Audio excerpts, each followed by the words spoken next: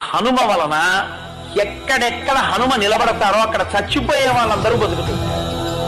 అది ఆనాడు కాదు, ఆనాడు అన్నారు బ్రహ్మగారు, ఈయన ఎక్కడుంటాడో అక్కడ మంగళం, ఈయన ఎక్కడుంటాడో అక్కడ శుభం. హనుమతో ఉన్న గొప్పతనం ఏమిటో తెలుసా అండి? ఆపత్కాలమునందు కాంతారేషు భయేషు చ అని అగస్త్య మహర్షి చెప్పారు, వాల్మీకి మహర్షి చెప్పారు. భయం వేసినప్పుడు చేతిలో చీపురు పుల్ల కూడా లేకపోతే వేలుతో హనుమ అని రాసి అక్కడ నిలబడి హనుమని నమ్మి స్తోత్రం చేసేరని చెప్పారు. ఉన్నారు పెద్దలు, ఎంతో మంది ఉన్నారు ఆయన చేత రక్షణ పొందారు.